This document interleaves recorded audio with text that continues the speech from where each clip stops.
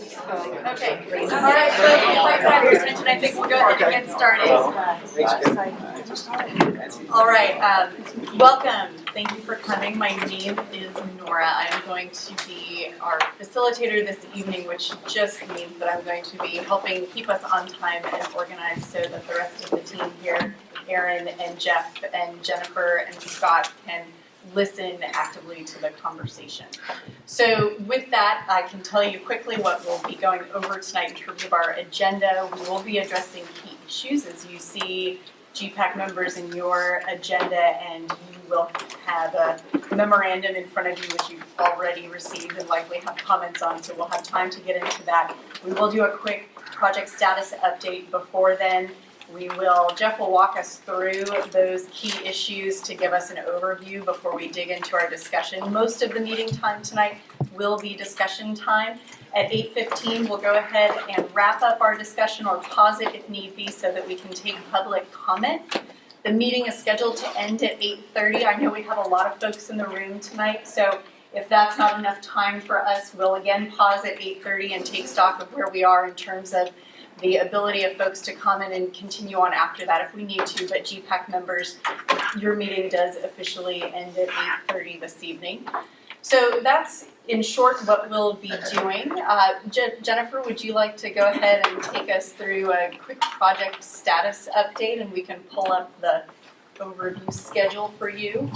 Sure. So since the last time that we met, we had a study session with the Planning Commission, and that took into account everything that we've done up until now, all the work that you guys have done, and we shared it with the Planning Commission.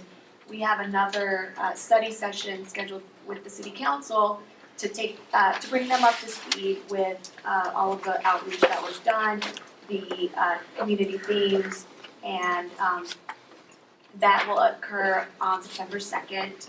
And then in the meantime, we're still working on all of the technical reports, and that will continue through the fall. And we anticipate probably having another GPAC meeting with this group to continue on the issues that we're talking today. If we don't get through all of them tonight, we'll have another GPAC meeting with you in September, and then we'll continue to work on the technical reports through the fall, and then pick things back up again in the winter with when we get into policies, land use alternatives, and start the next phase of community outreach. So that's where we've been since you guys last met, and where we're going to be for the next several months. And maybe we should also note that Jennifer is taking over for Mary Beth this evening, who is packing up and moving to Alabama. So that's why her face is not around this table as well this evening. So with that, I think we can go ahead and get started with the real work this evening. Jeff, can you give us an overview before the discussion? Certainly, thanks, Nora. So good evening, everybody. It's nice to see you here this evening. What you have before you tonight is a memorandum that we've identified as, essentially, it's titled the Key Issues Memorandum. And it looks like this. You should all have received this about a week ago, a little more than a week ago, and hopefully have had some time to go through those issues and provide comments, take the notes where you're able to. And our intention tonight is to begin discussion of these key issues for the purpose of gathering that feedback from the GPAC, fleshing these issues out a little bit more to make sure that we've got the range of issues identified that the general plan should be treating. In other words, that these are the most important issues facing the community organized according to the topics of the general plan, such that these are important enough that they rise to the level of being addressed in the city's primary policy document for land use and conservation, as we've discussed in past meetings. The material that's presented in the memo comes from a variety of different sources. First and foremost, the city's existing general plan. So the first step we did was to go through all of the issues that are identified in the existing adopted general plan from 1996. And each of the elements or chapters of the general plan fleshes out a number of key significant issues that at that time, back in the mid-90s, were identified as important considerations for the general plan. So we've filtered through those in light of what we're seeing coming forward in the early versions of the technical studies, also in light of the key community engagement findings that we've discussed at our past couple of meetings from the different types of activities that have occurred through the Phase 1 outreach, and the community themes that we presented and briefly discussed at our first GPAC meeting. So it's essentially taking those sources, putting them together, and organizing that material according to the organization of the general plan itself. So the issues, as they're identified here, and the narrative that supports those issues is used to organize the way that the general plan then is presented in terms of the goals and policies that follow. And you'll see we have a chart over here on the left that kind of starts with that broad community vision that we've been talking about in our past couple of meetings, moving into the chapters and elements of the plan, which for now we've left unchanged from the current structure. We're essentially coming forward saying the current structure of the plan is presumably the way that we'll organize it, unless we see things happening as we start to work through these issues such that that organization doesn't really make sense anymore, in which case we may consolidate a few elements together, again with the idea of making the existing plan more streamlined and easier to use and reducing a lot of the redundancy that's present in the existing plan. We're now at that third step, which is defining the issues, which then, for each issue, we would then develop goals, policies, and actions, much like the current general plan has, again, 3 different levels of charting a course of action relative to the issues that are identified here. So again, for tonight, our purpose is to confirm, are these the issues and are they framed in the way that we feel they should be? Then, from there, our process is to develop solutions and alternative solutions to these issues. So again, our first step here is confirming kind of the playing field. What are the issues on the field that we need to be dealing with? A number of new issues are introduced in this memo, new relative to the existing general plan. And a number of existing ongoing issues continue to be identified but are updated to kind of what we're hearing about them today. These may be things that were on the boards in 1996 that are still things that the city's wrestling with or hasn't solved, but they're updated to reflect newer information. Oftentimes we've consolidated a lot of the issues that were present in the existing general plan into broader, more grouped ideas. There were probably on the order of 250, pushing 300 issues identified in the existing general plan. We've taken efforts to consolidate that down to roughly 44 in the current draft in front of you.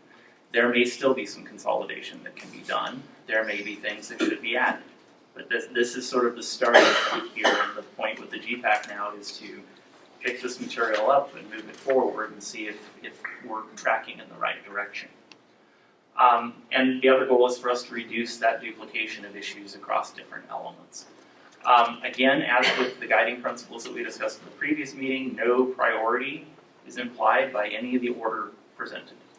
And in fact, they may be rearranged or further reorganized based on your input from the broader community, and ultimately the Planning Commission and the City Council. I'd like to remind folks on the GPAC of some of the structure of the general plan and things that are being addressed and those that aren't in the existing elements of the plan. 3 elements are purposefully not included in this memorandum. The first being the housing element that was just recently updated and adopted by the City Council, so no update to the housing element is being done within the current project. The second is the historic and cultural resources element, and an update to that element is underway, was underway before the broad general plan, the comprehensive general plan update began. That process is largely being handled by the city's Allied Arts Board, and that's the domain that we're leaving that update in. And so they have been working on that and are at a farther stage along than this update is. And so we've left those particular issues out of the memorandum as well. And the third piece is the coastal element, which is largely prepared to help the city fulfill requirements of the California Coastal Act and the requirements of the California Coastal Commission. The city has determined that an update to the coastal element and the related local coastal program would proceed after the conversation about the comprehensive general plan update is complete.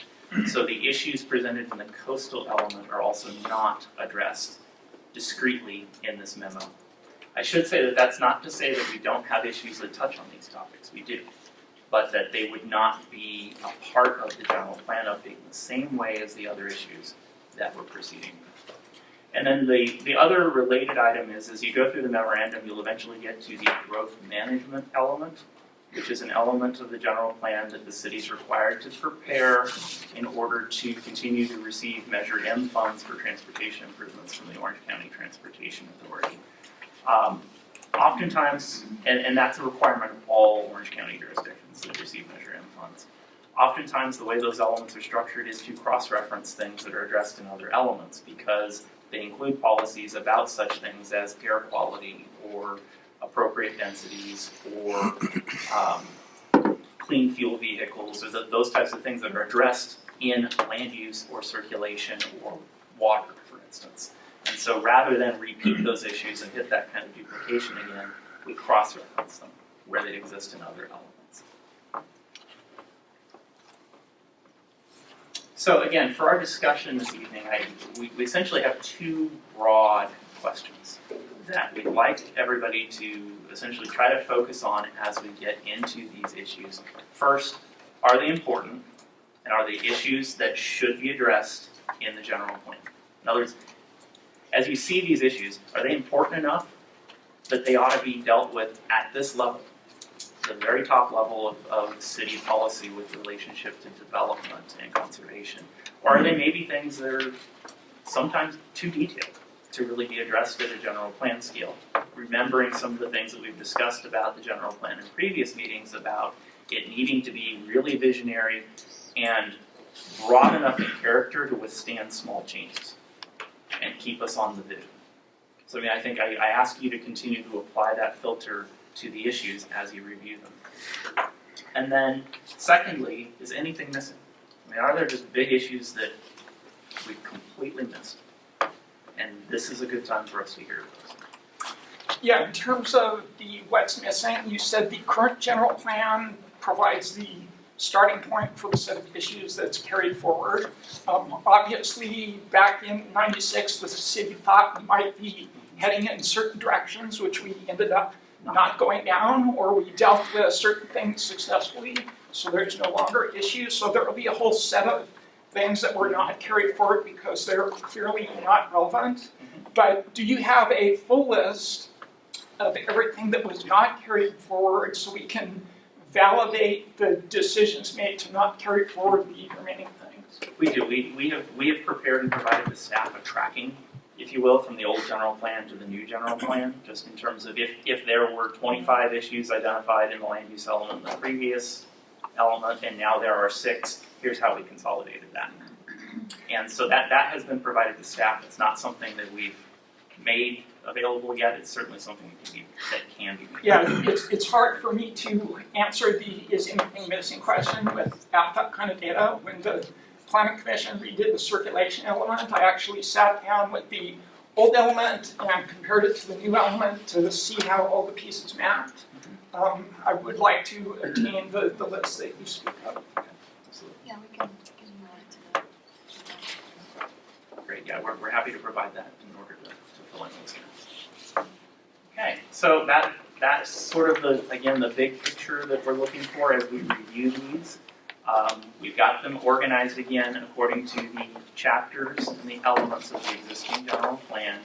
And the first chapter of the existing general plan is the community development chapter, which is broken into different elements, the first of which addresses land use. And the way that I propose that we discuss these this evening is to essentially dedicate some time to discussing the land use issues as a whole, rather than read through each of the issues and dig into the details in the presentation.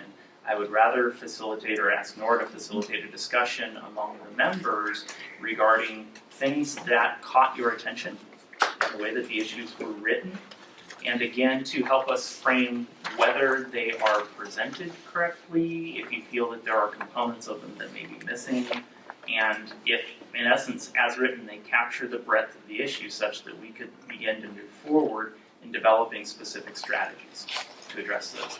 And I wanted to, we did receive some written comments from one of the members, Commissioner Kalnick, ahead of the meeting, and in reviewing those comments, I found a comment that addressed an issue in, I believe it was the economic development element, which is on page 6. And I just kind of wanted to provide it as an example for sort of how you might approach an issue, the type of comment that we've received, and ways to help us move that forward.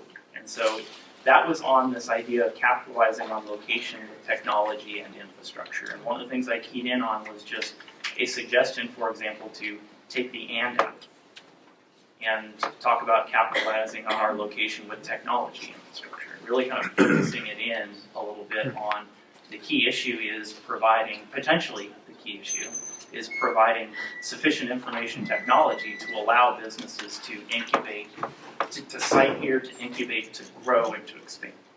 And so that to me was kind of an interesting observation on how something that we've written could be taken a little bit different direction and maybe even expanded on.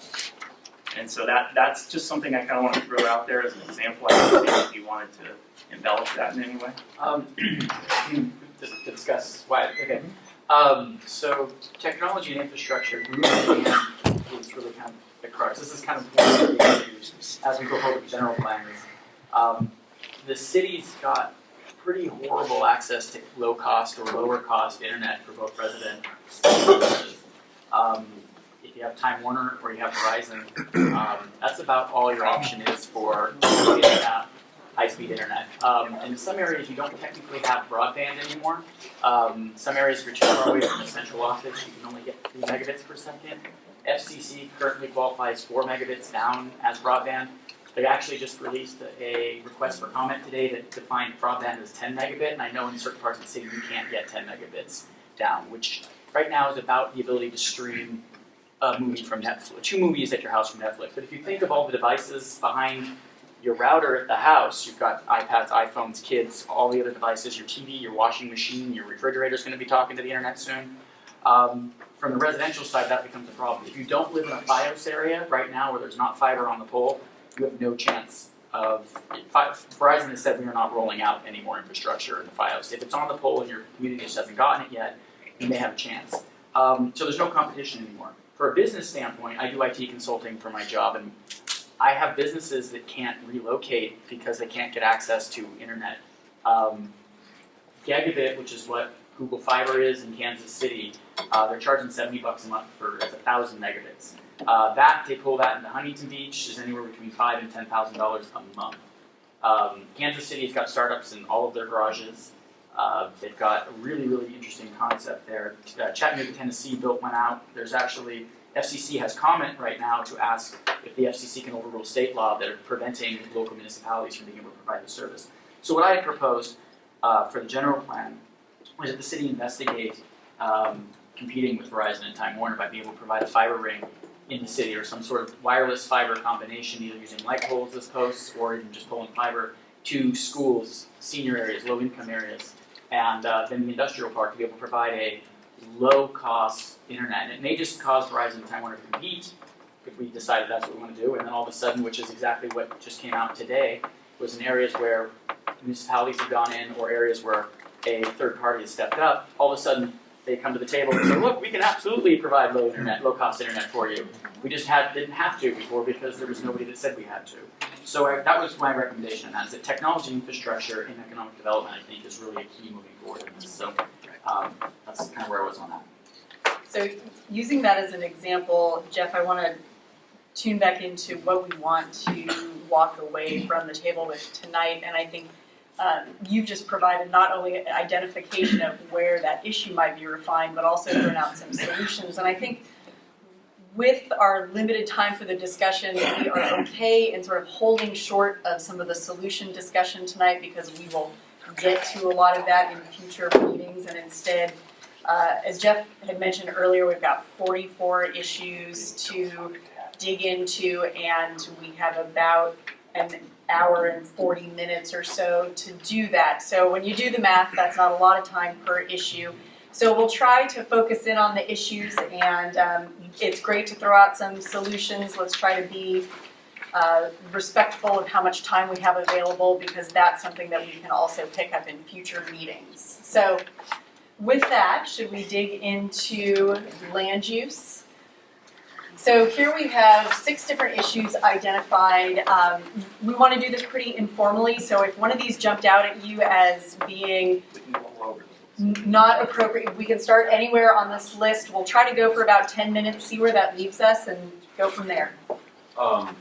One quick thing before I start, at our study session, the planning commission, I asked for a list of all the elements, why they're in there, and punitive action if they're not. Did we get that? We've not researched that yet for purposes of this. Okay.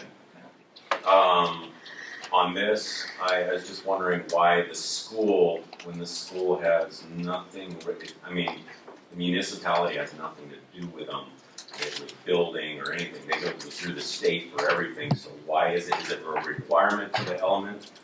And that's, again, why I needed that list, that schools are talked about here, because we don't have a lot of say in them. I mean, other than working with the schools themselves, they get their funding from the state, their building goes through the state, everything's through the state. And you're absolutely correct about that. What general plan law requires you to do relative to schools is essentially ensure that the supply of land is available. That there is essentially publicly designated land. When you look at the land use map, essentially there are blue areas on the map where schools can occur. But does not advise the city in any way to get involved in the programming, involved in the approvals of school sites or any of that. Where this issue is really focused is on the trend that's being observed in the community about collapsing or closing certain school sites, and then what happens with the land.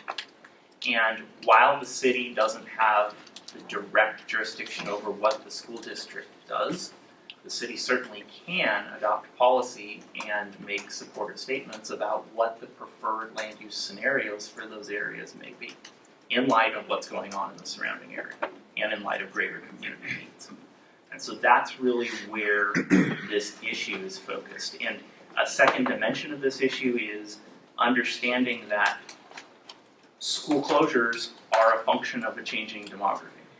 You know, the community was built out to a certain level to accommodate ultimately the baby boom, and as people have moved through the need for schools at that level of supply has diminished, but it's not to say that it won't be needed again. And so that's really kind of where that issue is going, is understanding what the city's expression of a desirable land use mix might be if those school sites are reused, understanding that it has to be flexible because they may need to be reclaimed. Did other folks have similar concerns about that issue being included on the list, or think otherwise, that this was a key concern for you? Well, yeah, because further along, you talked about the discrepancy of, the learning in certain areas. And, I think we all know where that's really funneling to, and I don't know if that's a function of the city. I don't know, myself having been in education and what have you, I don't know how they're going to get involved in that, or why they would want to get involved in that. It's almost like LA going to take over the LA Unified School District. We're not like them, but LA, get your act together first before you try and step into a big mess yourself and take over.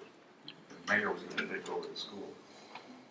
And again, I think it's not a situation of direct jurisdiction. It's a situation of supportive policy. It's the city perhaps saying this is an important enough issue to us to make a statement of supportive policy as to where we'd like to see things go.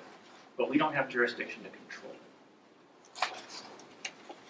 I think, well, first, I think it really needs to get to the basic level, because I would say the cooperation currently between the city and the school district is about as bad as it's ever been. The school district really doesn't care what the city has to say, and sometimes it's like works the other way too. You had a situation at one time when we had 20 some odd, Scott, and 20 some odd school sites that were not in use any longer, so they declared them surplus property, sold them to developers, they would build, and then the next thing you know, the city's getting letters from the school district about having an overcrowded situation. But they're not really giving any thought to to what the future will be. So I would think a policy we should adopt would really be more fundamental than that, to tell the district and the city that they really need to sit down and talk about what the future plans are before we begin to tell them what they ought to do. Okay, thank you. I think that 6 actually kind of covers that, but you can see fleshing out the language a little bit better. For land use number 2, for addressing interaction between neighborhoods, I'd like to add, it kind of goes into, it's on page 2, LU2. It talks about linking communities, so it talks about non-travel modes, but of biking and pedestrian. I'd like to add transit facilities in there somewhere to make it so that we can link communities with transit as opposed to just walking cars. In circulation, Yeah, it's in the circle. this in circulation was Should that, We need to have it land So use. this is something to discuss. Yeah, I mean, so so that when we're doing general, does it conform to the general plan? We can say it conforms to land use too, and a circulation element, and Should still want that people moving, don't you? yeah. are there other perspectives on land use 2 addressing interactions between neighborhoods and city attractions? Yeah, I'd like to just suggest that maybe the Bolsa Chico wetlands should be a call out for land use 2 in terms of one of the attraction, well-defined areas of the city. Because I live adjacent to there and there's significant drive-in traffic. People drive in to access the resource. So I would sort of like to see a call out there so we can evaluate that in terms of bike and pedestrian trail interconnectivity with the rest of the city. Okay, thank you. Any other thoughts on LU2? Well, you know, I see we're not gonna look at the growth management. I was on the original growth management committee. The sole purpose of that was to find a way to get a traffic impact fee. So, I mean, I didn't really see where there was a great deal of depth of study on that growth management plan. And when you Dan just had a comment about what should be going on, that really is in growth management. You know, how are you gonna manage what happens in these areas? So I don't know if we should not be looking at it. Maybe you look at all of the elements when you're done and see if there was anything that might have been impacted that you really should be readdressing. And that's actually exactly what we have in mind, and which is why we sort of tabled the growth management element at the issues level, because the issues are really in all these other areas and they have growth management implications. Right? So we will come to that's the point, is that ultimately when we get to updating the growth management element, we have to consider what folks are saying about all these other issues and then address how they affect management of growth going forward and ultimately impact fees and the use of transportation. But it sounds like this issue is one that stays on the important enough to address at the issues level. Okay. With a few modifications as suggested. So, I have a question on land use 3. So when we read land use 3, Are we, I'm sorry, We can recognize alternates. Yeah, that's fine. Yes. Sorry. so land use 3, the way it's worded, given the provide a range of well-maintained housing types, is it really the city's goal and plan to provide for everything from senior to low income to super low income or very low income, as they mentioned? I know it's not politically correct, but given the fact that Huntington Beach is what it is, I tell my kids all the time, your first house probably will not be in Huntington Beach, you work your way up to it. So is the reality that the city plan is actually trying to, I know it's politically correct, but the reality is that we're really trying to do this as part of a plan to provide very low income housing. Well, number one, we're required to provide that through the housing element law. So one of the elements that Jeff said that we're not working on is the housing element. Number one, because we just updated it, but 2, because it's on a separate track that coincides with the regional housing needs and the number that we get from SCAG. So SCAG now it's 8 years, says we have our share, the City of Huntington Beach's share of the regional housing need. In this case, in 2013, it was 2,092 units.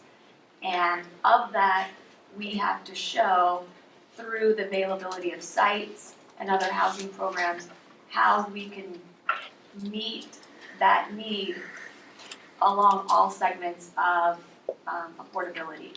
So we have to show how we can meet extremely low income all the way to moderate income and above moderate market rate units. So that is one that we have basically a whole general plan element devoted to. And yeah, we have to report on it every year. And in fact, we have to show how we make progress in providing for housing units for all economic segments of the community, all the various housing types. So it is something that we not only try to do, but we actually have to do it. And what happens if we don't? That was one of the reasons I wanted the punitive action. What happens if we don't meet those? I know I asked that in planning commission and never got an answer. Are you talking about for the housing element? Yeah, the RENA numbers, if we're not meeting those and everything, what happens? We have Well, there's a couple of things, and we tried to address it back when we did the housing element in 2013, but if we don't, then we don't get eligible, let's say, for a lot of the housing funds that are out there, a lot of the prop funds that are available in order to meet our housing goals, the park funds, and then also we are subject to litigation. Can we, All the projects, any subsequent project that we approve.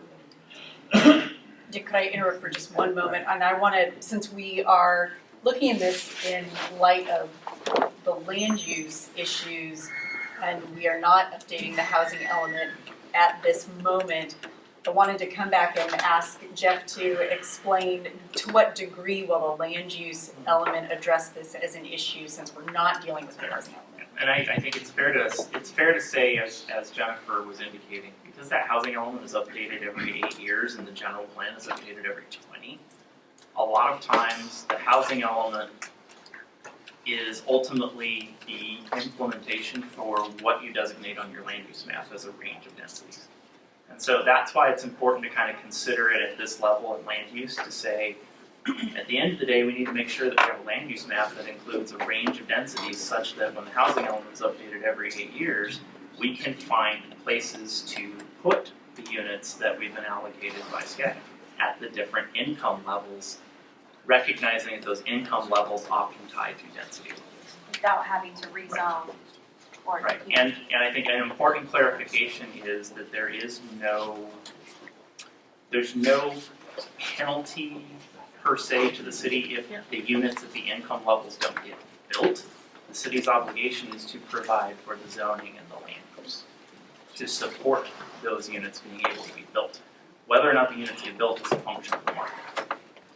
But the city's role is to ensure that the land is available so that the ability to build those units at the different income levels is possible. So I hope that that's a clarification on the issue. Okay, so Is there sorry. a formula, or is there a percentage, or how do they arrive at that? You said 2090 was for 2030. How do they arrive at that number? They base it on projections for the region, and then it's broken down by city. But it is something that Jeff and Nora are saying we're not looking at that now. We already actually addressed that. Right. And we were able to meet all of our sites provisions without having to do any rezoning. So basically what we found was that we had enough sites and land, and it was zoned properly to meet the regional housing need all the way up to 2021. And the housing element that's complex stuff, so Jennifer, you would likely be available at some later point to Some others. provide a little bit more information. And we'll go ahead and loop back and use our meeting time here to, yes, Right, Dan. I have two more quick things. For land use for the car dealers it's a big deal, but this is a 40-year plan, and I've had some discussions that the way cars are sold may not be the same in 40 years as we buy them now, and there's more than half of the words in there. It's obviously an example, but I'd like to see that kind of fleshed out a little bit more to maybe think a little bit forward about clustering commercial corridors, not using the alliteration though. And then 5 would have been, I know Commissioner Bixby brought this up at our last meeting, was about the industrial to residential mix in there, and that wasn't in a thing, and now it's in a thing in words. So I just wanted to maybe talk about that a To smidge. call attention to that? Yeah. Okay, very good. I can speak to it briefly since I've been prompted. The language in there is all consider and evaluate, so it's something to look at. It's not committing to take the road, so I'm good with that. But I did want to mention some seeming inconsistency between the two paragraphs in LU5. The first paragraph mentions that industrial uses were separated from residential and commercial to avoid odor and noise incompatibility. But then the second paragraph is saying, well, let's look at mixing it back up again. So I think the second paragraph could benefit from a small clause that says, well, working to minimize impacts to the uses that will be retained or something like that. I'd like to bring up a question about Yeah. that too. I didn't think we ever talked about redeveloping industrial areas to housing. I mean, I thought we were always gonna put the industrial to find the best use, but I never thought housing would actually make it in. Okay, so that surprised you a bit. Yeah. Were other folks, other folks have a similar reaction? It Yes. did me, I says, what's up here? Okay. And Dick, you had a comment? I just, I'm to that housing again. And what I'm concerned is that if we don't get into anything in depth, yet we later on down the road, we say, well, we looked at this, we looked at that, we really didn't look at it. And I think when it comes to housing, I don't think the city has ever really looked at what we need to do in Huntington Beach. Everything is we're reacting in every way to the SCAG RENA numbers and trying to satisfy them so we don't lose any money. The fact of the matter is we're forgetting about the residents of Huntington Beach. Specifically, you go to a city council meeting and you see half the agenda is taken up with these mobile home parks that are closing, and it's all about the money. And these people just don't have any money. They probably all are eligible because of their incomes, yet you can't spend any money to fix up a mobile home park because it's not eligible according to the SCAG numbers. I think what the city ought to be doing when it comes to these problems that we have is look at Huntington Beach's problems and address that, and then take our problem to SCAG and convince them that we're right instead of chasing after and just doing what they want to do. I don't think we do the job right if we do that. Well, it sounds like I'll second that. the housing issue remains an important issue, though there is maybe a diversity of opinion here as to what that language really says, but housing is something that is at the top of the list for a number of folks. Okay, yes. I have a question back to number 3. Do we need that paragraph? If housing is addressed in the housing element, is it something that's required in this particular section? I mean, because it's very vague to me. It's like, yeah, we want pretty houses. Just my thought. So your preference might be that it be just addressed in the housing element and not in the land use element. Well, based on the conversation before, maybe the wording ought to be changed to what they're getting at, which is land use. And that is, there's a goal to, the wording is, I agree with you, the wording basically talks about the housing of all levels. That's not what this is about. It's about making land available for X, whatever X is, based on SCAG or not based on SCAG. So maybe the wording in 3 needs to be changed to what which is there a city goal to maintain the plots, whether they're developed or not, for some purpose, so they said. So the wording in here talks about the city actually trying to build all this stuff, and that city's not doing that. The city's over here. Are there? Yeah. Okay. Yeah, it I'm just seeing seems the like nodding heads By here. having a housing element, Mm-hmm. we all end up talking about it, even though we're not supposed to be talking about it. So just, I think like 15 minutes ago we said, hey, we're not going to talk about the housing, but we are, and it's because it's important to everybody. So I think that is what's really throwing everybody, because it's not about housing, it's about Residential land. the thing that the house is built on, and that's important to recognize the difference. One thing I wanted to point out, as far as LU5, having a house that is adjacent to an industrial area, I actually like this, that we came up with some situations that Scott was party to, as far as what that really means when you do build a house next to an industrial area. And as we got into some issues, it was very gray. So I personally appreciated the fact that, the city should take a look and define what industrial uses are appropriate when you do build homes next to them. So maybe we don't have that particular what type of housing we put in here. At least we can address, if we're going to build homes, next to an industrial area, and we all have to agree Huntington is a mixed use area, that we need to really take a close look at what type of industrial use is going on before we greenlight a project, a housing development. But I think that's careful, because I think what you have is the situation where you build an airport, and then you build a house, and people in the house complain about the noise of the airport. And so, we have industrial areas that have been built, that have been here for a while. I think the goal was to maintain an industrial base in Huntington Beach. You can destroy that base with rules and say, okay, now that industrial base is too noisy, because we built a housing complex next to it, which may just be fools in my opinion. But, you know, I think you gotta know what you're getting into. You buy a house next to an airport, it's gonna be noisy, people complain about it. And that's what happens, people do it all the time, so I think we gotta keep that in perspective. So from these comments, it seems like pretty much everything we have on this list is an important issue that we would like to see addressed, with the exception of the wording of number 3, which needs to more accurately reflect the issue. And, So- and a more robust treatment of the housing-industrial relationship in 5. And number 5. Right. That is Yeah. 5. That's the second paragraph. The first sentence in that second paragraph would be eliminated. No? Yes. Okay, so more thoughts on that? Okay, so that's taken us about 20 minutes. Land use is probably the biggest, meatiest of the slides we may get through, so that's fine. Let's try to move on to the next one. We can loop back to land use if we've missed anything. Can I just ask a general question? Yes. You know, I've been approached by a couple of people who are complaining about certain land use designations here or there. Are we gonna look at any of that? Do they just send a letter to Scott and tell him, hey, you know, I don't think my property is zoned right, or general plan, you know, appropriately? Are we gonna look at that? Anybody has a request, or? But is that a way also for a bunch of people to all of a sudden get, oh, we got it, because everyone's. Yeah, but so what? I mean, you know, if we're gonna do it, why don't we just do it one time, do an EIR to cover the whole thing, instead of individually making everybody bleed on it? I mean, these are very expensive to process in general plan amendments. Right, but do you think the analysis can be done as a? Well, I think it should be done. I don't know if it can be. I think it should be.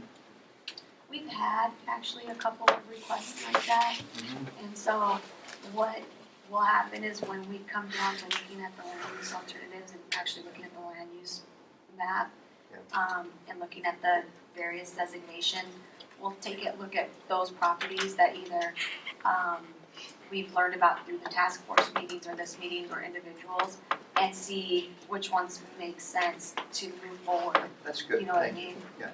Thank you. That'll be a part of the alternatives Yeah. process. And we've had a couple. Perfect. Housing and industrial zones. All right, so moving forward into urban design, there are 4 issues identified here. Did any of these jump out at you? Yes. I just had a note in for urban design 1.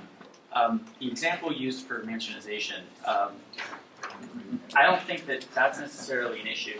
I mean, in my notes that I sent over, Seale Beach did that, and then all of a sudden nobody could build anything higher than 25 feet because everyone freaked out about mansionization, which wasn't a thing. So I'd like to see that example changed to maybe something. The argument they got brought up, a lot of things where that high density mixed use could be expressed culture in some circumstances, or the idea, the opposite would be the continued single family sprawl for infill. So I would say that maybe that would be more of a better example for trends that threaten culture as opposed to mansionization. Did anyone else have a similar reaction to that term? I don't Well, I don't like I don't know exactly where the limit, where was a property defined as mansionization, and, I mean, is it how wide it is, how tall it is, is it something that's a Gothic house, is it what defines it? So, I mean, the word's in there, but I don't know, I could Google it, Okay, that's so, right, we need a more specific example. And sir, I do see your hand up over there, and I wanted to acknowledge that for those of you who came in late and missed the agenda announcement, we are going to cease our discussion at 8:15 for public comment, but I'm going to ask for you to be patient with us until that point so we can get through our discussion. So moving on to urban design 2, fostering the identity of individual neighborhoods and districts. Before we go to 2, one quick comment on 1. There's a call out for such as older neighborhoods and historic buildings in downtown. We have older neighborhoods and historic buildings elsewhere throughout the city, so I'd like to get rid of in downtown. I think that's consistent with some of the guidance we've gotten on the vision as well. Very good. Okay. Other reactions to UD3 or UD4? Those are important to include at the issue level. Anything that's missing from the urban design issues that we've not heard this evening? Okay, let's go ahead and tackle economic development. So the first one here is the example that Jeff provided earlier. So we've heard a little bit of that from Dan's perspective, but if other folks wanted to chime in or provide a different opinion on number 1, we can go ahead and do that. I personally would concur with Dan Okay. that the combination of technology and infrastructure is important because the future is going to be so much different than we can even envision it. And I don't know if this is the right area or not, but in some fashion, some of those, the Gothard corridor, which we talked about in the land use, if we can't do it as a city as a whole, if we could somehow designate an area or look to the future to an area to go that direction. So I might not say it as eloquently as you. No, that's really cool. I haven't actually thought about creating an actual district that would be Innovation incubation yeah. Well, not just incubation, but the technology district. So we could have our own Silicon Beach, but if we called something different.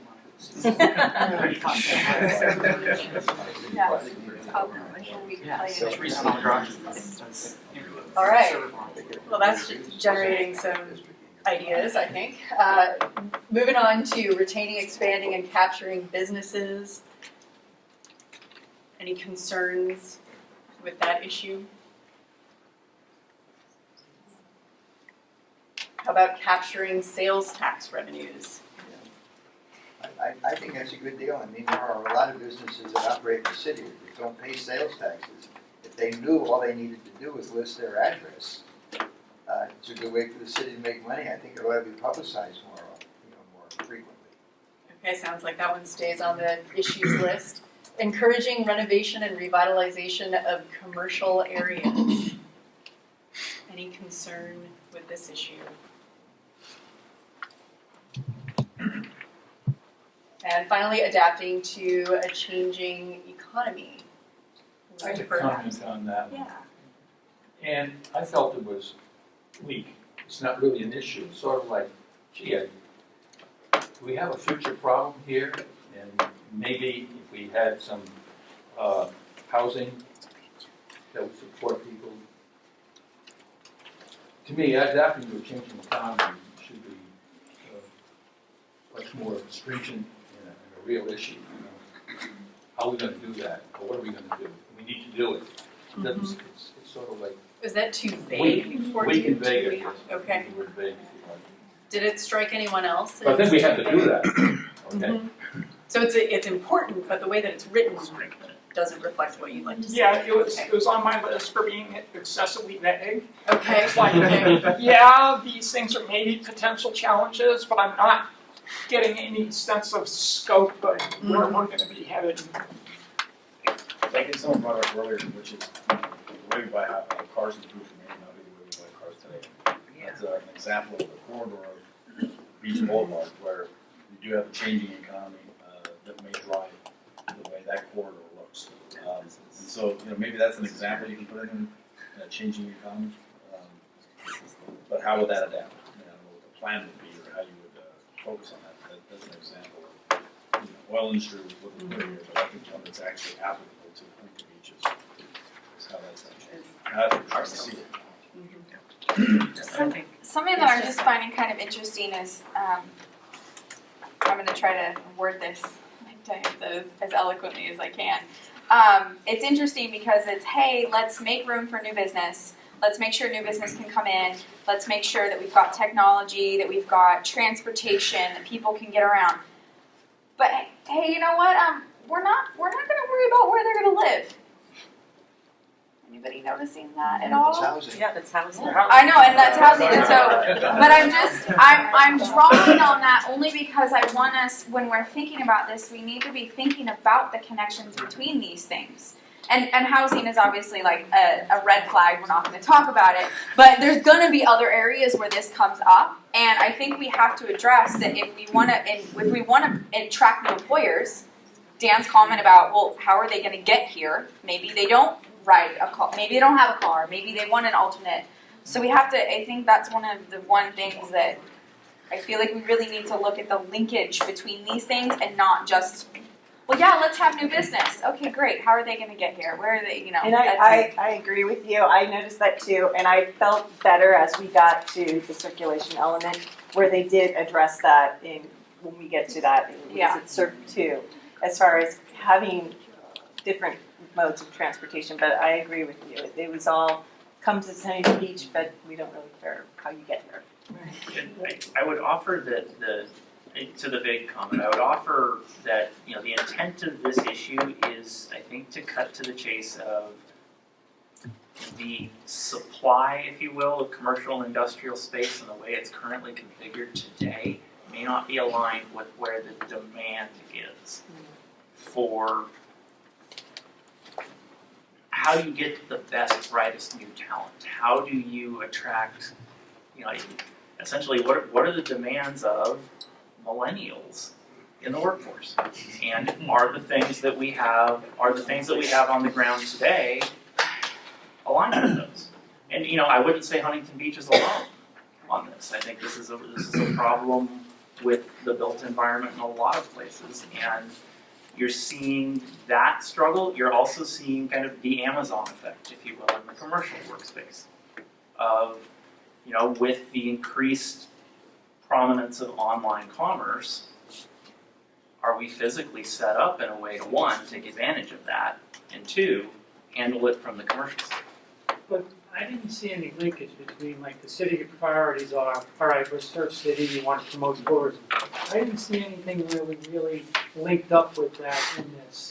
You know, we talk about business, but we really didn't talk about, say, hotels, things like that promote the tourism aspect that the city's going. So I think what I missed here was, what is the city envisioning in the future with the city council, and what do they want to be known for, and what do they want to focus on? You know, surf contests, things like that, versus here we're talking about, you know, technology businesses, things like that. I didn't see any. Cultural thing being the cultural resources one, but I'm guessing that's where that would be. But then the hotel concept, though, that's a really good point. I didn't see that anywhere in here. That's actually really good. That's not in the housing element, right? That may be one of our, is anything missing? Yeah, that's really good. Can I ask, why is that on the Allied Arts Board? Isn't that cultural resources? Yeah, the Allied Arts Board is doing the cultural resources part of the historic and cultural resources element. Well, certain parts of it, I would imagine, but I would say for the most part, it would probably be under land use or, you know, because some of the things they're looking at. Almost all of the policies The under historical preservation. The HRB and the historical element's actually going through an update right now. They've been going through that for a few years, and they're getting together like the inventory and all of that, and that's on a separate track. And the HRB, I think it's going through HRB right now. The cultural part of that, so there's like two sections of that element. The cultural part of that is all of the policies having to do with promoting arts, promoting. That's different stuff. Yeah, that's almost all of the policies in the cultural part of the cultural resources and historic resources element. There aren't really any related to land use there.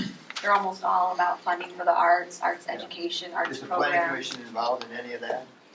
Yeah, eventually the cultural piece will come through, and then the historic piece will also go through planning commission and city council. Great. So are there any other items that folks felt were missing from this list, or you saw them elsewhere in the list and you thought, gosh, it would make more sense to me to have them under economic development? I kind of, as a takeaway, I'm hearing adding something that's sort of tourism and hospitality related is sort of an 86, if you will, to this. Okay, seeing some nodding heads. Yes, okay, very good. So let's go ahead and move on to infrastructure and community services circulation. So here we have 6 issues identified. And anyone have their hand up first? Very good. No. I I don't believe it. I don't believe it. I know. So we got our circulation element. Let's start with number 1. I ask this all the time and I get told, no, you're an idiot, let's not do this. I still want to take a look at what Coronado Mar did and Carlsbad have done by taking over jurisdiction from Caltrans. Yeah. Okay. Oh, sorry, Mark, I didn't catch that. Second. Okay, very good. Because I keep hearing that it's a liability issue, which sounds neat as a thing, but what does that actually mean? I haven't seen hard numbers on it to be like, oh, it opens the city to $1 billion liability as opposed to Brookhurst and Warner and all, we've got a lot of other streets. But one thing it would allow us to do is to help move traffic across it, because my understanding is that Caltrans basically just says we're moving traffic down Beach Boulevard and that's it. And it doesn't give us a lot. I mean, I'm still waiting for my right-hand turn lane at Beach and Edinger that we can't do, because Caltrans says wait until we finish the 405 in 10 years. So for number 1, that's really what I would like to see, is to investigate or figure out the wording that allows the city to back a policy of taking over jurisdiction. Okay, so we see we have 2 folks strongly in support of that. Did anyone? I think that's a good idea. Sure. Okay, so a number of folks. Did anyone I feel didn't like, know that gosh, was that's a possible. horrible idea? Well, I think it's a horrible idea, Okay. but just from the liability, and that's, we can't fix our streets now, and now you're taking on a huge cost. But if it's at least in the study, we can see the feasibility of it. So if you're looking at actual costs and what that liability is, like Dan's saying, then, so be it. At least we can make an informed decision. Okay. The issue remains. But it doesn't sound like that's where you're going. You're sort of just opening up as a general, hey, we should look at this, versus the technical, how much is it going to cost us? The issue remains that the city does not control operations on some roadways as they're under Caltrans's jurisdiction. Well, I mean, Beach everybody Boulevard, agrees that's a significant issue, that you don't have control over Beach Boulevard and PCH. Well, don't you control the light? The lights. Yeah, And drainage, and maintenance. and The things Utilities that under affect us the most. yeah, and you can't run a tram on top of it without them getting The involved. whole thing. So what we know for sure is this is a key This is issue for folks. primo issue. The solutions are something that we'll get into and be debated at a later date. And that's a good example because it's the process here. This is the issue. Now we define some alternatives. One of the alternatives could be taking over Beach. One could be taking over Beach and PCH. One could be taking over only a part of it. One could be what happens if we don't take it over. And we consider those things and then make a decision and a selection of a policy approach. So again, at this stage, it's that, is this important enough for us to invest in looking at it? And I'm hearing yes. And I would add, look at some sort of a traffic management system using technology additionally. We have to get the web service in first. It might all be interrelated. Okay, so moving Dan's like, I have it all worked out, everyone. Moving on to the second one, reducing vehicle miles traveled and enhancing regional access. You're talking about housing again, and we're not supposed to talk about housing. The last thing is affordable and diverse housing. Right. So why do you have that in there when we're not supposed to be talking about housing? In this example, this example is pointing to the particular issue of the long commutes of service support workers associated with things like the resorts and the hotels that are, as we just mentioned, key to economic development. So at that point, it boils back to, it is a housing issue, but the dimension here is transportation. It's because they're housed so far away, which increases travel. Another element you're saying we're supposed to house them. And another element, we're saying that we have to provide land resources sufficient to deal with the range. Right. Right, so we're acknowledging the housing and transportation connection that way. Yeah, the whole VMT discussion seems really focused on access to transit. Something that could be considered is land use choices and reduction to VMT that has nothing to do with housing. For example, how you distribute your neighborhood level commercial and your neighborhood level parks. Those can also work to reduce VMT as well. Are any of the remaining issues on the list something that folks felt like shouldn't be addressed at the issue level? So providing adequate downtown beach parking, ensuring access for emergency vehicles, enhancing bicycle and pedestrian access, or increasing local transit options. Everything should be there, but some of the wording needs to be emphasized, I think. For 2, at least, I'd like to use the word MetroLink by name. And then there's a term that just says Metro Regional Transit, which isn't a thing. Like, did you mean LA Metro, or that needs to be defined better, I think, after OCTA? That's in LA. Yeah. But I'd really like to see a MetroLink, the word in there, somehow to discuss that we need some connection to OCTA. And I understand it's not an issue, but the issue is we don't have MetroLink access. And I think that's really something that we should get to. Okay, but it's LA Metro. That's reaching LA. It's like the commute bus. Yeah, or I mean, they would prefer that. But yeah, so I'd like to see some MetroLink. And then 3, for beach parking, one of the things that was called out in the downtown task force meetings were way parking wayfinding, and I'd like to see that as a bigger issue. Yes, it talks about there's congestion, but I think that one of the issues is being able to find it. So I think the wayfinding, we have an issue with finding the parking structures and knowing that there are 5 places to park downtown. Most of the time you get 1, maybe 2.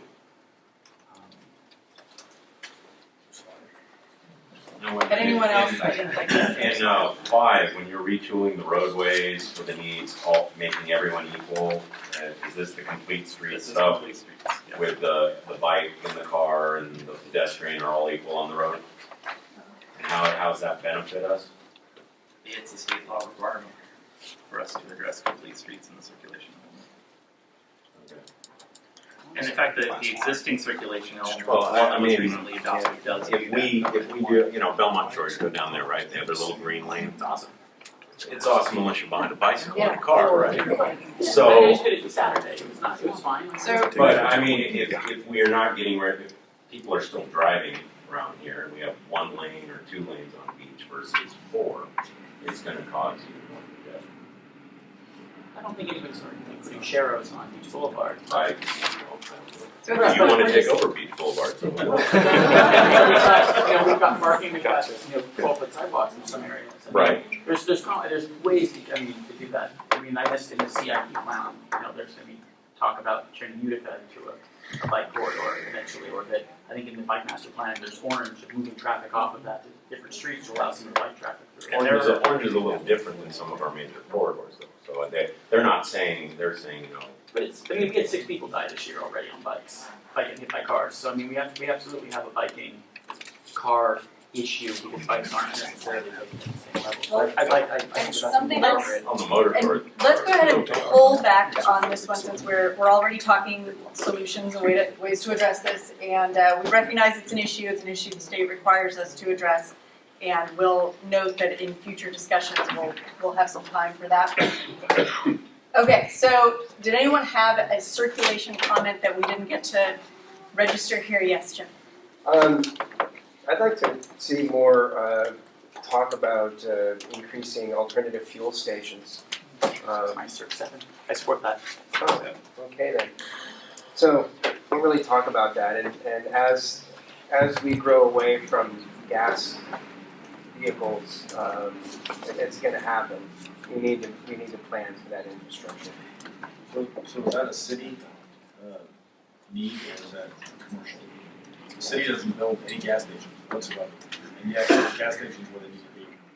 The reason I bring this up I think it's a great question, and you probably know more about it than I do. I just don't see any comments about it, and I think it should be in there. Well, maybe in land use. Maybe. Right? So maybe there needs to be planning for land use, but again, like gas stations, we don't build those either. So but they're there because there's a commercial benefit. Say there's not gonna be infrastructure need, right? Like if they're gonna say, well, we need new hydrogen, but it's not gonna be allowed on the roads, we're gonna have to, we're gonna have to pipe back it to land use. But no, we're gonna have to, pipe it somewhere. I mean, but I think this is where those intermingled things start to come in, where maybe utility, circulation, and land use. And the thing with alternative fuels is, I think we all get trapped in it, is we're thinking about the ones we know about today. Right. And I think Dan's point about the or your point about the infrastructure is, hey, the alternative fuels we may be trying to encourage 10 years from now may have an infrastructure component to them that the city does have to get involved with. And I think at this stage, at this level, we're trying to say, does the city take a posture of supporting alternative fuel use? Yes, it could have a land use dimension through zoning requirements or zoning provisions for stations to provide alternative fuel. It could have an infrastructure component in the future for some technology we don't know about. But at the general plan level, does the city want to support alternative fuel use? And is it an important enough issue to rise to the general plan level? So we're seeing some nodding heads. Is there anyone who feels like I feel differently about that and I'd like to register my opinion on that? Okay, so we know we've identified it as an important issue, but where it gets addressed, that may require additional consideration. It may start as I service just think element. it's more market driven than in the city. I mean, like someone said, the gas stations are there because it's needed. If someone starts doing electric charging, Tesla sells a lot of those, the price comes down on those cars. We'll have a lot of Tesla charging stations around because the market will demand it. I think it'd be better if you had a fire extinguisher. Yeah, exactly. Yeah, so I don't know if it's, it's sort of market driven. That's public safety. Yes, we're getting to that. So my last one for Yes. if anyone's somebody, I would like to see, and this is going to be a vote.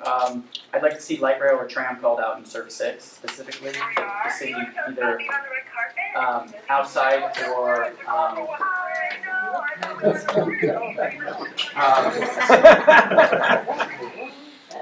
I'd like to see this either called out through OCTA or the city creating their own type of system independent of OCTA. I think it's going to be something that would bring tourism. It would allow us to link Bellaterra and downtown, which is a circulation thing. I think we have a bus problem, and that's absolutely discussed in the second sentence there. But I think, and it does say that the issue is local transit is challenging, but it does call out specific things in there. I like, instead of a local shuttle, I'd like to see some sort of fixed guide rail system like Anaheim or Santa Ana's going to get. And then calling on the theme of the red car. Back in the day, as a kitsch idea, people want to come down to the beach and ride the red car, which is what we were founded upon. So isn't that a solution that it's the general plan doesn't get wrong? But it does call it, there's the last sentence, or the last two sentences there call out specifics of additional bus routes, express buses could serve these things, a local loop shuttle. Could be that. I'd like to see. This is ways of future rail or trail use. So That's rail and trail, that's the share. My reading of that was the existing the rail right of way. I personally don't think that's a viable option because they go down to nowhere and then drop you off at Ellis behind $1 million homes, and that's going to be a big fight. So I think that maybe changing that to finding additional rail or fixed use or tram right of ways, maybe vague enough to pass muster. Could it be preserving existing and finding additional? Yeah. Rail and whatever the language needs to be, so it's not. I think that the blue line is too heavy of a vehicle for that. So whatever the term is for that type of very lighter tram system, it's not. It wouldn't necessarily go underground or anything like that. There would have to be some consideration for people that want to commute by bicycle and not just have bicycle access. Sarah, I hate to interrupt you, but I want to make sure your comment is recorded under the public comment period. So I ask for your patience. I know we've got a lot to discuss here. We'll come back to that at 8:15. I think we have wrapped up our comments on circulation. Jeff? Super quick. So, when I think of infrastructure, I also think about we're in the middle of a 100-year drought, and I don't see a lot of ways that we're trying to capture water and reuse it for irrigation or some kind of a, infrastructure to deal with our water problem. And I think that it's only gonna get worse in the future. It's, It's yeah. future. Yeah. Is it future? No, meaning it's in the next Because 2 pages. You want Okay. it's further out. Okay, because that's part of the complete street Yeah. that I've been discussing. Coming up. Okay. Oh, yeah. Miss Very Vicky? good. Okay, so I see what you mean. we're advancing here. Right. We are, I think I think they made it its own. Okay, so moving on to public facilities and public services. Here are 4 issues that are called out. Does anyone want to start us off? I know Dan has some comments if no one else wants to jump in. I don't Jessica, know. I yes. don't really know where this is gonna go. Like I've gone through it now like 4 times, and I'm like, well, where would they want me to talk about this? And I'm not sure. But Okay, then go ahead and throw it when out. we're talking about like public services, but then when we're also talking about like utilities, that's kind of where it's a combination of the two. And I actually took pictures on my walk today because I felt it was that significant of the trash that is left behind, and it's like that is a public utility. And it was funny because I actually talked to one of the big Kumbas at Rainbow, and he said the city won't pay for more trash service. So they won't pay for the more trash service, so then we have more trash, which then clogs up the storm drains, which then, so it's like, I just don't know if it goes under the public services element of like the facilities to meet public safety needs, or if it goes under, but it's really severe, and especially after our big events. In fact, there are literally no trash cans, not one, from the metered parking, up on Atlanta, which turns into First and Lake, like that whole area, until you hit the beach. There's one at the one bus stop, and there's one all the way over at the other bus stop. But you've got 75 parking spaces. And that's also the main way that people get down to go to the US Open, to go to the Surf City Marathon and Half Marathon. In fact, I took another picture of one of the dumpsters. The dumpster areas down on the beach area, there were just like bags of trash like all around the dumpster area. And I'm sitting there going, okay, well, when are they going to pick this up? Because it's now, so I just don't know where that goes. But I feel like trash, And you talked about that under public services here. Did that strike anyone else as something that was missing as a key issue? Okay. like, there's just not enough disposal service, Mm-hmm. especially in the downtown area where we're talking tourism and. Do you mean public paid for Yes, trash pickup? yes, yeah. Would that maybe go into the utilities element? That's why I wasn't sure. I was like, We can- which one? We can put it here and we'll move it where it needs to go. That's why I think wasn't this is an sure. appropriate Now, time to would dig that be into also to call out more, the city emphasize more special event trash pickup as well? It's pretty regular. Yeah. Because I walk that route every single day, and it's pretty consistent that if you're in, so around, what's the, Pacific City, basically the entire trim where they planted all those pretty plants, really look at those pretty plants, and there's it's just covered in trash every day. The special events, it's heightened. And you think it's the Disneyland effect where you can't see one, you're not going to throw it away? Absolutely. Because you literally, even if you're parking there, you can't see the 2 trash cans. You don't know they're there. Is that So- a general plan issue? That's the question of the day. I'm thinking through different angles on this. One, I mean, on the one hand, it's a solid waste collection and disposal issue. On the other hand, it's a special events issue. And that gets me thinking: is there a bigger special events issue out there? That But it's also This a is a daily dimension. issue of not Yeah. having, It's you know, if not we're just going to have special areas events. where we're trying to concentrate people for tourism, for shopping, you know, that I believe is supposed to be spring 2015, we're going to have an entire new hotel and all these things there. Summer special event, right? What's This that? summer a special event. Yeah, I mean, it's summer a special event, and so now we're not accommodating, or, you know, the marathon, that's in February, you know, that's winter. I mean, it's just, so, It's a bigger issue. yeah, it's a much bigger issue than like, oh, it just happens twice a year.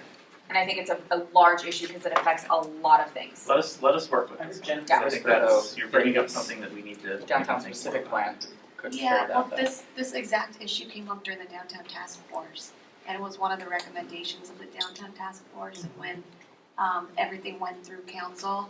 it was one of the, I think, action items for community services.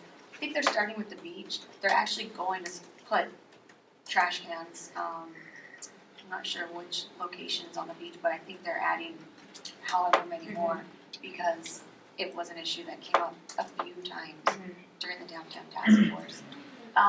We can evaluate whether or not it's an issue for the general plan.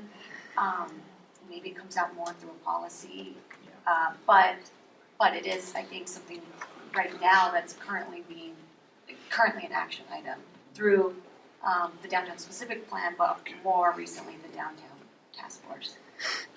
May I follow up? Yes. Jennifer, they also include the whole stretch of beach, all 8 miles, because we need them all the way down to Sea Point and beyond. Yeah. Just downtown that was mentioned. Yeah, it was only in the context of the downtown task force, but they did talk about the beach in general. And I'm not sure, I'll try to find out where they're starting with putting them in. I think it's gonna become as funding's available, but I know that they're gonna start putting those in. Okay, sounds like we'll explore where that is incorporated. All right, moving on. For PFC for policing, I'd like to add the word technology in there. Under the city should consider means to expand police facilities and services and technology maybe. Because there's all sorts of cool stuff that will integrate with some of the other stuff that we may or may not do that I think would, like gunshot triangulation, camera, as we're putting the cameras in downtown, do we need more of a general plan for what the surveillance policy is of the police department in the city is going to be? That's not general plan. No, but I mean, but say the technology, I mean, to facilitate those types of things, but I'm saying the technology concept in there would be something we want to be able to provide police technology for if we get the rest of this board. Just committing to technology as being important as the facility and the service itself. Yeah, and the people. In both Wouldn't the the fire technology and fall under the facility? There's a lot of hot air. I mean, if it's a drone or Drone? Yeah. I mean, a camera drone, you fly up over an event and Don't get me started. I'm just saying, I'm not saying I support that, I'm saying that those are things that may or may not, and if, I have to do a general plan amendment because there's no general plan support for that. I don't know. Do we have some other opinions about either that item or ones further down the list? I do on Yes. PS3, library services. Again, I felt this particular issue was very weak and vague.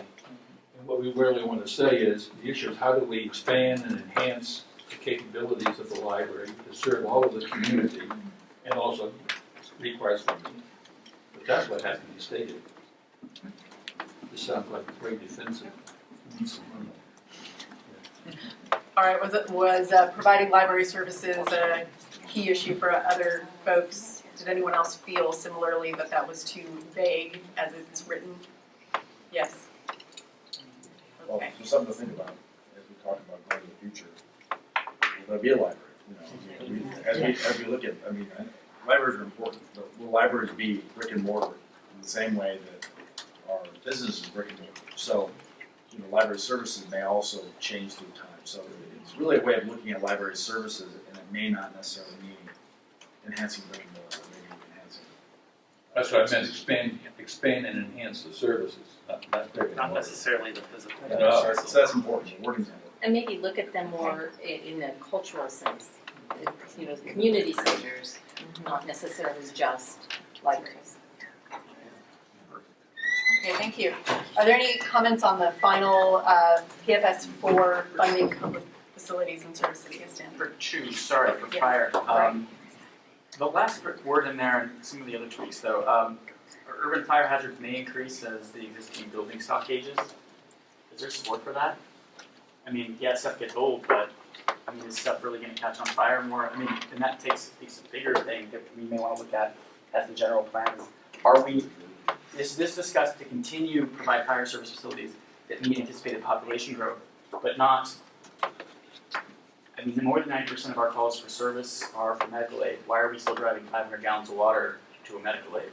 And so add up $1.2 million in engine. Those are the types of things. I think that to provide, it's just saying to anticipating population growth, but also possibly change to the needs of, to the on-the-ground needs, working backwards as we have this whole thing. Is it overkill for what we need? Do we need to send paramedics to everything? So wording that in the sense of of a, is it still not the growth, but the actual fire and medical issues of the city? And then, Okay, so you're more concerned with the type of need rather than the amount of need. correct. And that it's, it's discussed as fire and EMS, but, and paramedic services are called out specifically, I would say EMS as opposed to paramedic. Okay. Eric and Roy, did you have something that you wanted to call to our attention? I actually agree with him on why is the, the building stock, I don't think things are gonna start igniting because they're getting old around here. We don't have lots of fires in the city. Okay, so that's not issue level, yes? Yeah, I do on the funding public facilities and services. I mean, just saw what happened in LA, 97-year-old pipeline place. When we surveyed, I was on the public facilities committee. When we surveyed the community, that 85% of the people either said yes, there is a need to adequately fund the public, the infrastructure repair. 15% of them said they'd be willing to. I mean, it's truly not a community priority, and it's something that needs to somehow or other be raised to the level of importance. So that little blurb there doesn't really do it. Needs more. Yeah. Good issue, but needs more. It's scary. Okay, It's scary. very good. All right, well, I think we may be ready to move on to the next infrastructure and community services, recreation and community services. So on these two, are they issue level? Are we missing anything?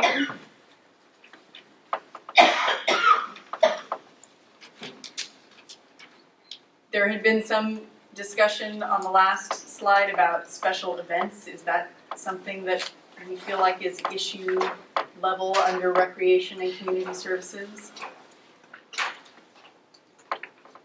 No. Okay. Jessica? Well, we talked about this last time, and the last sentence of the number 2. After completing high school, young adults have a particular need for support and job training opportunities. I thought we had talked about that we didn't feel that should be under the city's purview. But Yeah, we did. But I have a counter, I was against that too, but I thought about it more. And, I figured out why that's a thing. Okay. And we talked about it earlier, millennials. I'm on just the outside of millennials, so I can talk about them now. They're What's a millennial? What am I? Usually Wait, what am somebody I? born after 19. You're not a Gen X, Gen Y. You're like 1985, 86. Oh, okay. Basically, you became an adult right around the millennium. Barely missed it. So there's this weird concept that sociologists are seeing now called emerging adolescence, and it's the kids that are 22 to 30 right now, ish. The 20-somethings. They're moving back home and not getting careers. The 1950s, you came home, you worked for IBM for 30 years, and then you retired.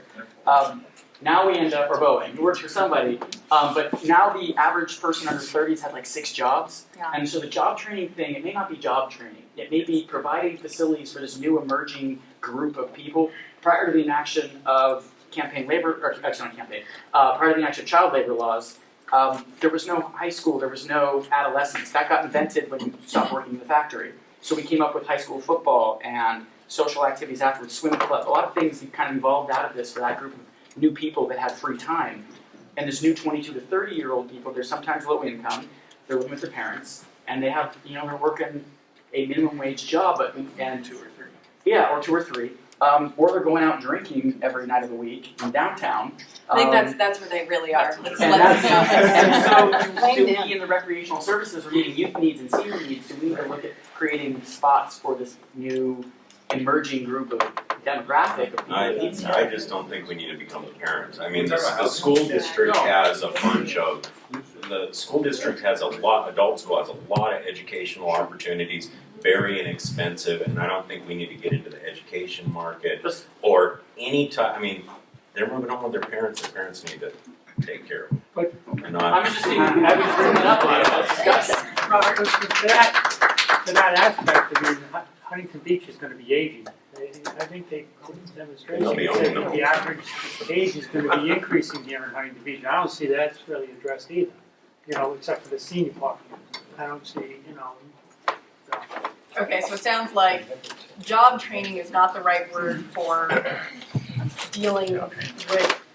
I don't know, maybe work with the school or something, but I don't think it's in the privy of the city. I don't think it's a municipality We don't need responsibility. facilities for them to like a. Well, we have them through, the Union High School District has. No, but I'm saying great if you're programs. 22 to 30, right, and you move home with your parents, where's the place? I mean, right now, if you're a senior, you have the senior center to go, and there are city. Ocean View High School, the adult school there has like I'm not tons saying of I'm not saying programs. job training though. Right. I'm saying access, for instance, You're talking like a career center? almost not even a career center, but a place that's got internet, a place you can work on your apps, a place you can do Library. Or that may be what and that may be what we call that. But I'm saying is that we have a plan for seniors and we have a plan for youth, but there's this new demographic that as I said, a 40-year plan.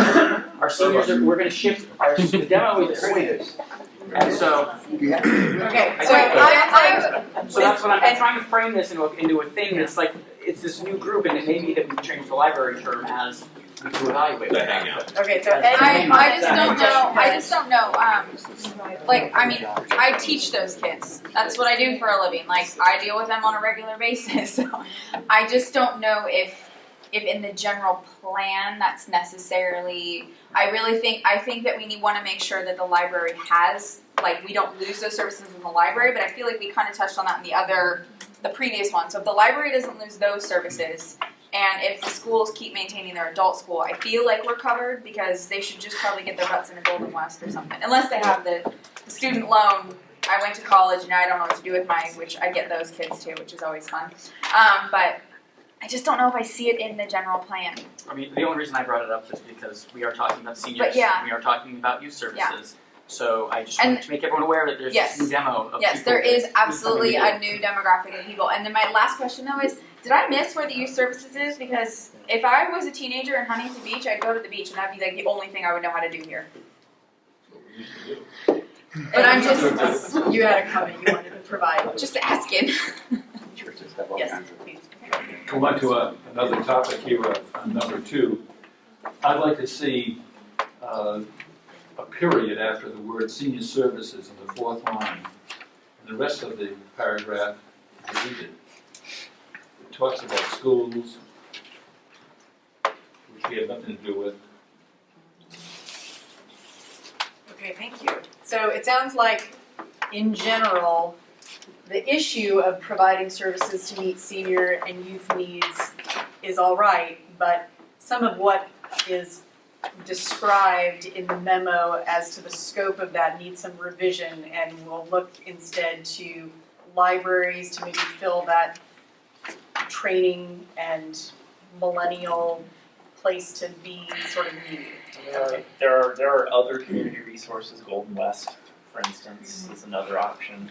And I think that we can certainly steer toward that. I mean, I think a lot of the job training type of discussion that we've had, that there seems to be a lot of concern about. I think I want to acknowledge that a lot of the original kernels for the job training ideas have come from some input from in part the Oakview neighborhood, some of the programs that have been going on in that community to help foster job training and growth and to kind of keep people mobile within that particular neighborhood and the concerns in the neighborhood. And so that's where some of this came from, and I just want to acknowledge that before we kind of move completely off of that time. But you know what, I would like to comment, I'm involved with the Oakview Union project. They aren't dependent upon the city for some of their programs, so I don't know that it's necessarily important for it to be a part of the general plan, but I do, you know, certainly there's some issues there, but the second to last sentence, where it's this, Dan touched on it, about the disparity in education. I don't know that we want to highlight the disparity, but maybe highlight the fact that we like equity. I guess I could ask a general question, that's just providing services to seniors. If we're in that business, or should be in that business, let's serve senior center, we build a youth center, for the same argument. I guess the argument is, if you're building a senior center, why? Why are you building a senior center? Is that a commercial thing? Is there a business for that? Someone builds a senior center, there's money, people pay to participate. I don't know. But if the city does that because that's what cities do, we'll do so. So, did we pay to build a senior center? And what services are in the senior center? I think the senior center is really a community center. It's just that it appeals to a different age group, and it really depends on the operation of the department. I was involved with the original master plan of park, so to speak, this is back in '63 or something like that. And you know, at the time, no one envisioned the need for a senior center, but thought of it as a community center. Well, it just so happens you try to put it in Central Park, which where I personally think it belongs. Some people don't even think it belongs in a park. So I think you know, somewhere, just so long as there is a facility available, then I think it's up to the city departments to design a program to accommodate the community needs. So that's well put there. So it's really about a community center, in which the community may have a senior population who uses it, but it's not a senior center. It's just like Hardy and Edison, their community centers. And that's where a lot of our youth programs come through. The community are at those two facilities. All right, Before we leave this I area, appreciate that we're talking about solutions at this point in time, but I think we might want to refocus back well, to that's the I think issues. the wording is providing services to that community Mhm. versus to the seniors Okay, or youth. rather than calling us seniors and youth, okay. And it may be used by the Boys and Girls Club, it may be used by seniors, and it's covering both those. But the Community all age. plan is to really Right. talk about Community of all providing for ages. community. Community. I'm sorry, I apologize, I have to ask if you're all. Yes. Yes. Downtown, oh no, that's a 20 Well, I'll tell you something what I center. want. No, it's a 20 something center. Just before we leave this area, the idea of use of beach, especially events, they come up. You know, the beach is central to our personality, and I think the events on the beach should be consistent and complement the personality of the city. I think it's very important that how many you have, what type of kind of activity it engenders, and how it affects the businesses around. I would think that should be an issue that we want to discuss and actually include. Other thoughts on that from the group? Some of those are theoretically addressable through the entitlement process. If the event is big enough to warrant entitling, the relevant bodies would look at compatibility and neighborhood impact and all of those other things before signing off of the event. So I think some degree of process already exists to address some of those issues. Very good, okay, so it sounds like we have captured our recreation and community service comments. Let's go ahead and move on to our next slide, which is utilities. So here we are looking at. Before you do Yes, that, yes. I know it's an issue or not, but to me, it's a thought, I'd like to get some input. I have these children and grandchildren, and as the decades go by, and you see recreation needs change, new sports, diminishing fields. Things change, and I'm wondering, is there an organization, does any organization, soccer or whoever, now it's these new sports, lacrosse, yes. How do people, do they come to the city and say, I need space for this, I'd like to get a program going? There seems to me to be a void, and I don't know if there is one or not, but I'm just asking the question. All I know is I have a grandkid who has to go to Huntington Harbor to play lacrosse, okay? And he lives over here on the east side of the city. And I see soccer fields disappear to development. And I'm saying, what are those people doing? Where are they going? What are those kids doing? So is that land use? I mean, that's a good point, right? Is that land use? It's recreation. And so I'm saying, is there an issue of how do people How do they prioritize? get their programs Yeah. to the public, to the citizens of the city? Do they go through the city? Community Service Commission, do they do that? I don't know. Well, you're just thinking of the athletic fields? What about the volleyball courts, the indoor, the buildings that house 20, 30, 40 volleyball courts? Yeah, right, yeah. I mean, it really wasn't addressed in here, but I do see your point. One of the biggest dilemmas years ago, when I worked in the city, was the Little League was upset about the girls' sports. They did not like the idea of the girls coming in to take over their baseball fields. So, I mean, look where we've come a long way, baby.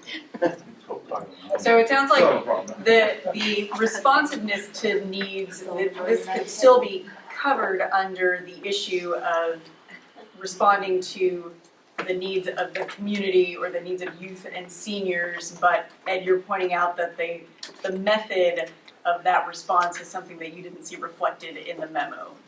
Yes, I don't see this potential issue that I'm talking about addressed here. Maybe it's an RCS 3 or expansion of number 1, I don't know. I was thinking of maybe modifying RCS 1 to acknowledge increasingly diverse and ever-changing recreational activities. Right. Something like that. But it's not, again, what we have today isn't what we're going to have 20 years from now. It's not what we had 20 years ago. Exactly. Yeah, they would have never thought there would be a skate park, I don't think. No. I mean, we tried on a racquetball course, or we are going to, and there's no more racquetball course left in the city. So that's the thing. Just saying. So it's all good. I mean, it evolves, that's right. And we're getting better now. And the space demand and the competing needs also need to be. All right, are we ready to talk about utilities? Yes, okay, moving on. That's a long way. So here we have another 4 issues that floated to the top. Would anyone like to dig in with their comments? Yes? On the first one, I mean, when I see the utilities, I'm thinking the water, the roads, the sewer, sidewalk, alleys. And the first one is protecting and conservation of water resources. And that's great, but I didn't see, other than U4, I didn't see the water pipe. The whole, the infrastructure really addressed. I saw recycling. Isn't it 3? Well, no, the delivery of the fresh water to the houses, so, I mean, we're talking about infrastructure for the next 20 years, and, this is just gonna be added strain on this. So I would say, I like U1, but I think specifically call out the water pipes, the system delivery, all that, maybe recycle water for landscaping, and reword it a little bit, because this is what we know now, drought tolerant plants and things like that, but in the future, you may have, 2 systems, the fresh water, the gray water, who knows, I mean.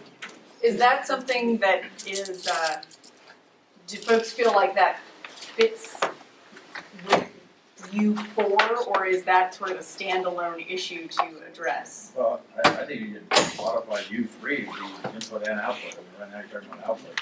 It's got the same problem with input. I mean, his point is the input is his problem. It's the same major problem with the output of it, so. Right. You could modify 3 to be maintaining optimal physical condition of water. Right, okay, yeah, I would agree with that. I just didn't see the input, you call it, water, the fresh water system delivery to the homes and the businesses. I didn't see that specifically called out. I saw a system in U4, but I didn't see that like you did for the others. So U3 could become maintaining optimal physical condition of water and sewer infrastructure. Right. Yeah, you have water and sewer, but you also have storm drain. And the storm drain system is going to break the city because they really don't adequately clean the water. And you have, water quality board, the state, all of a sudden they just set down a mandate and tell you what the runoff, you have to control it. And, one of these days it's probably going to be a lawsuit by some surfer who gets some kind of an infection from the flood control channel. It ends up being they sue Huntington Beach, who ends up suing Garden Grove, and then further upstream, but before you know it, you're involving San Bernardino because the runoff ends up here. So I think it's a high priority, and it belongs in the general plan where you talk about. Very Yeah, good. it is on U2. Captured in U2. It's U2. Storm drain system, Yeah.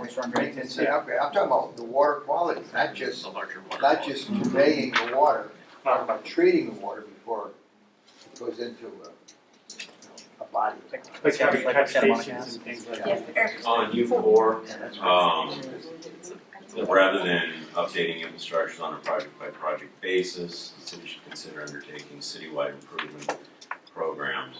I think maybe we should have a plan for the city, and the project by project will fit into that plan, but not just say, because if our cost and you're looking at funding and future building, I don't know if we can build enough to fix our infrastructure.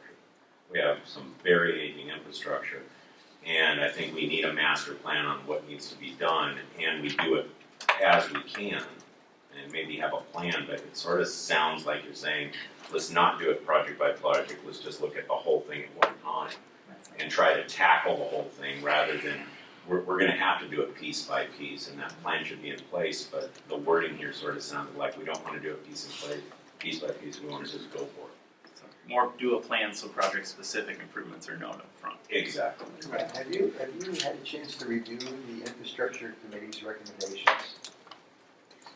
It's quite, can't I answer think, that I think question. you should read it, because it should be a part, Yeah. the recommendations at least should be a part of the general. Yes, we have that and have considered it in the tech report. And we're going for because I remember the study session, I think it diverged for you four, was that, yeah, it should be, here's what we need to do this, but more of a, if we're gonna rip up the street, we're gonna make sure that Verizon didn't need to do something at the same time. I think, is that what you were going for in that, but? No. That's not what was written here. Okay. But if someone's but opening if up the that's- street, the other utilities are there, Sure. because they have their thing, and Right. if someone else is spending the money to rip it up, Rip the street up twice. they'll be right there with their thing right there. Yeah. I think what I heard Eric say was that the master plan for the roads, the sidewalks, the alleys, the water, all that, instead of doing piecemeal project by project, you develop a whole. Yeah, have the plan, but it looks like, it might be piece by piece with the development. I sort of But circled. it sort of sounds like, we don't want to do piece by piece, we want to do it all at once, but we can't afford to. I sort of circled project by project and citywide improvement, and I'm thinking we do this. We say, we do a citywide improvement And do it program piece by, plan, exactly. so that when project by project Okay, comes so up. we've got a couple of hands up here. Hold on, Jessica had her hand up first, and then we'll go to Ed, and then we'll come back to Dick, and then we'll come over to Diane. Okay, Jessica? Well, I found my perfect sentence for the trash, and it's the one directly before Eric pointed out. I can't even read that far, so. Yeah, okay, now I can read them. I can't read that far. That Eric was just pointing out is the street, sewer, and water infrastructure need to accommodate additional residents, businesses in these areas. If we have additional businesses, we have to accommodate, because as soon as the trash goes down into you've just created that whole problem that you're trying to solve in the first place that you're talking about, so. I would second that. There's Street, sewer, water, and waste. garbage is Yeah, waste trash, disposal. garbage, however you want to, it should be part of the infrastructure. Yeah, and so when you are, let's say you are addressing an area, like you're talking about, Eric, that you gotta address that all the things that go with that area. Thank you. Right, and then a master plan. My little note on this was replace the words rather than with in addition to. Very good. Okay, I think that there should be a component that really requires an education of the community about the infrastructure needs. It's tough, in my theory, it's tough to advocate or educate when you're trying to advocate. So you can't wait till the last minute when you have to bring everybody up to date on what the problem is and you want to try to sell the program. You should be selling the program ahead of time. So everybody really needs to know what's going on. You can't have water mains breaking. And the problems we have in this city. Yeah, I mean, we right, need that, yeah. Maybe it applies to more than just shelter. Which arguably could occur as part of a master planning process. Yeah, because it's gonna be reviewed. Involvement component of a master planning process, right? All right, Diane. In reference to you four, there is, through Public Works, they do updates for district by district, and that's planned out way in advance. So I don't know that some of this is, you don't want to have all these conflicting programs and plans together. So somehow there should be some coordination with Public Works, and when they do their district by district improvement on some of the upper level stuff, not the underground stuff, but it just seems like that'd be logical. Where do trees fall into this? The mature trees that are tearing up the sidewalks, and as you drive down the road, they come in and they cut it out like this so the trucks don't hit it. I look at that and I go, man, I could do that. But where do the trees come in? We got so many areas where the trees point up the sidewalk. I'm really amazed there aren't more lawsuits, because it's an existing condition and nothing's being done about it. I don't know if it's part of a master plan. Maybe let's keep that in mind for when we get to natural resources. Okay, Mark, and then U1 is calling out a whole toolbox of water conservation solutions, but it does not include tiered pricing. I'd like to see that considered. It sends price signals to consumers, and they can make the choice for whether or not they want to use it the same rate that they have been. Second, Tiered, where's that come into play? Like, we mandate tiered, we're the city is a water seller. right? Cities and other jurisdictions in times of shortage have gone to tiered pricing, similar to tiered electricity or tiered gas, where if your usage is moving up a tier, your per unit cost gets more expensive to reflect scarcity. It's just an additional thing to have in the toolbox. Since we were calling out a whole laundry list of things, I thought I would throw it out for consideration. I think it's actually needed. It says innovative approach. Yeah. Incentive-based challenge.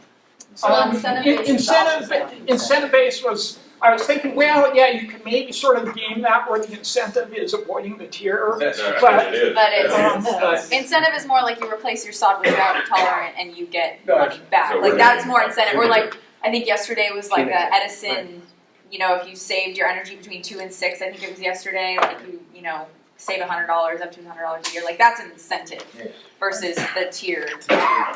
Won't disappear. One last thing I wanted to mention, under U2, we're calling out several county-owned storm facilities. What does that have to do with the city general plan? We have no jurisdiction over the county facilities. okay, so we'll come to Dan, and then we'll come over to Dick, and then Jeff. Quickly, and then to my larger ones. Purple pipe, do we want to talk about reclaimed water in this at all? Is that something that I mean, Irvine's got a purple pipe infrastructure. Is it? Yeah. Drainage is an upgrade. No. Oh, I mean, I'm saying that we specifically build out a gray water system like Irvine has it. I mean, it's a 30-year plan, so, you know, is it something that we want to say when we rip up the street, we're going to start, and then eventually we'll all connect and do something, but. Started to do that years ago. Yeah, but is it something we want to call out specifically, that we have a reclaimed water system? It's visionary. Yeah. Yes. Okay. Then we'll come back for utilities. One thing that we haven't talked about yet is cell phone towers as a utility. I know that the city doesn't provide that, but is it something to look at a citywide conditional use permit for that? Or if we're doing that in light poles, because that's a new thing you can do now, is that something, that's more of a solution to the problem, but is addressing the way that cell phone towers are placed in the city so that we don't have competing cell phone, like 4 towers from 4 different providers in an area, or we don't have to have, it seems to be a lot of construction and a lot of additional infrastructure to put in cell phone towers that we're going to need eventually, but is it something we want to call out as utilities? Well, the FCC's